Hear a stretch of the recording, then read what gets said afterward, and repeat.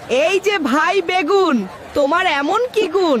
রমজান মাস আসলেই তোমার দাম বেড়ে যায় 3 গুণ। এমনি কি আর বড়াই করি? প্রতি কিলো 120।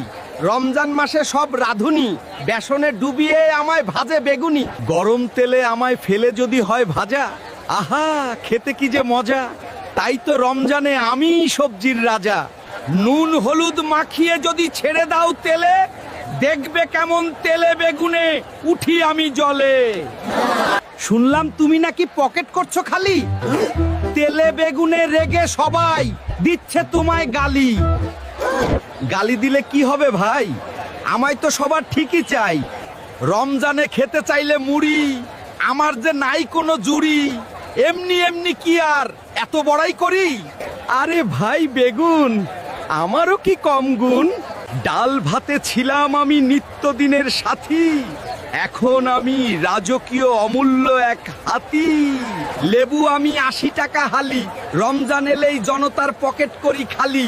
আরে ভাই লেবু, তুমি কি একাই করছো কাবু?